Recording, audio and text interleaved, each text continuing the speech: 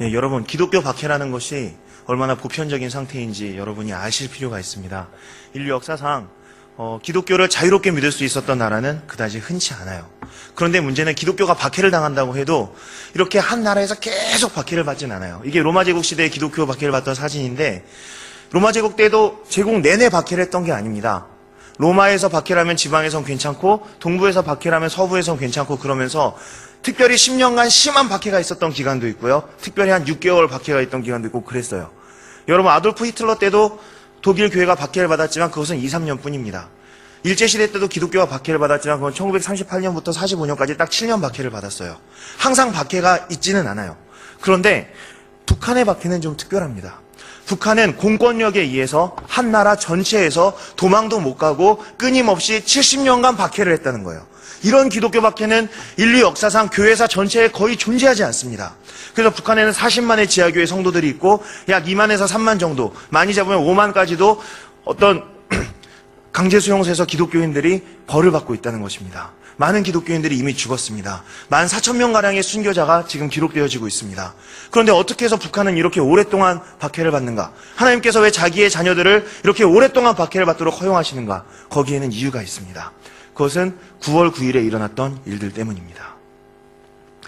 9월 9일에 김정일이 집권을 했습니다. 98년도 9월 9일입니다. 그때 김일성 죽고 빡 북한이 열릴 수도 있었는데 안 열렸어요. 그리고 계속해서 고난이 있었습니다. 그런데 그 이전에 어떤 일이 있었느냐? 1958년도 9월 9일에 북한의 모든 교회가 공식적으로 폐쇄가 됩니다. 이 일로 인해서 김일성의 지령이 나오고 있어요. 공산주의 사회를 지향하는 우리는 개신교 및 천주교, 교회 집사 이상 모든 지도자들을 사형에 처했다. 이런 종교 신앙인들의 나쁜 습관을 고치는 유일한 방법은 그들을 죽이는 것밖에 없다. 1962년도 김일성 보위부 지침입니다. 9월 9일, 1958년도 9월 9일에 북한의 모든 교회는 폐쇄됩니다. 그럼 그 이전에 어떤 일이 있었느냐? 1948년도 9월 9일에 북한의 공산정권이 시작되었습니다. 이 일로 인해서 한반도의 비극이 시작됩니다.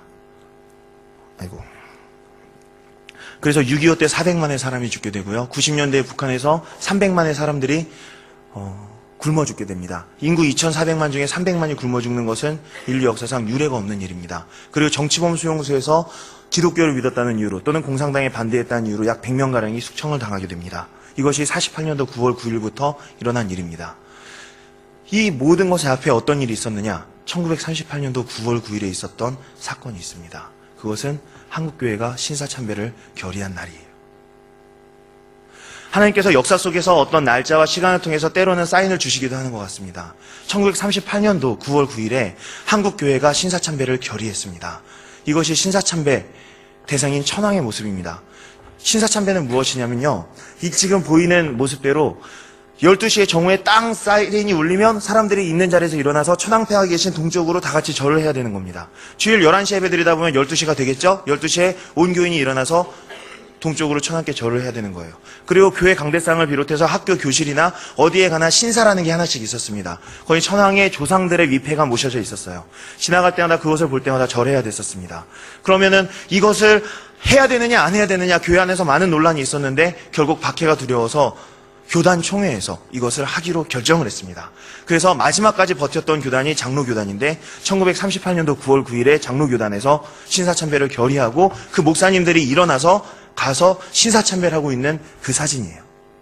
그리고 이것은 감리교단에서 신사참배를 하고 나서 모은 천황폐하께 드리는 헌금으로 전투기 세대값을 이렇게 일본 정부에 드리고 있는 모습이에요. 일본 천황 종교에서는 신도라고 하는데 세례를 합니다. 이 세례는 오직 신도의 그 무녀들 그리고 신도의 승려들만 받는 세례예요.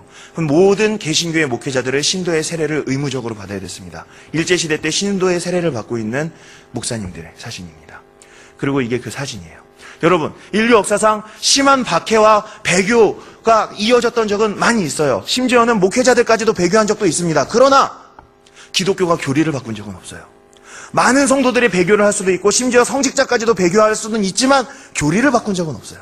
교단 총회에서 우리 장로교회 법은, 우리 감리교회 법은 신사참배가 우상숭배가 아니라는 것이다. 이렇게 교리를 바꾸는 부끄러운 일은 2000년 교회사에 오직 한국교회만 했다는 거예요. 그것이 1938년도에 평양에서 일어난 일입니다. 왜? 당시는 평양이 기독교의 중심이었거든요. 평양에 대부흥이 임했었고 평양은 동방의 예루살렘이었어요.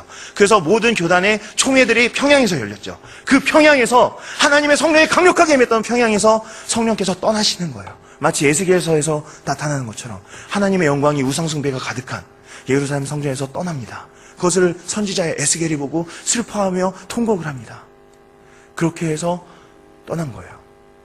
여러분, 사사기를 보시면요, 이스라엘 백성들이 우상숭배를 합니다. 그러니까 하나님께서 그들을 우상을 섬길 수 있도록 정말 한번 배 터지게 우상을 숭배해봐라, 한번 신나게 우상을 숭배해봐라 해서 8년 동안 우상을 섬기는 메소포타미아의 노예가 되게 하십니다. 그리고 나중에 너무 불쌍하셔서 사사 온니엘을 보내서 구해주세요. 이게 첫 번째 사사입니다. 그랬는데도 그 사람들이 계속해서 우상 숭배를 하니까 그때마다 계속해서 다른 이방 민족에게 주다가 구해주는데 이게 점점 기간이 늘어나요. 나중에 드보라 때는 20년 박해를 받은 다음에 사사가 나타나요. 그래서 드보라가 구원합니다. 그리고 나중에는 40년 박해 받은 다음에 사사가 나타나요. 그게 삼손이에요. 그리고 나중에는 너무 우상숭배 심하게 하니까 하나님께서 바벨론에 갖다 팔아버리셨는데 그때가 70년입니다. 이렇게 해서 우상숭배를 하는 민족들에게 하나님께서 큰 오랜 기간 동안의 벌을 주세요. 그래서 우리가 북한의 고난은 단순하게 거룩하고 아름다운 북한 지하교회의 순교행전 이렇게 볼 수가 없는 거예요. 이거 우리 민족이 1938년도에 지었던 우상숭배로 인해서 하나님께서 주신 벌이에요. 38년도면 해방되기 7년 전입니다. 7년의 고난을 이기지 못해서 70년의 고난을 받게 되고 북한은 지금 우상을 숭배하는 나라가 된 것입니다.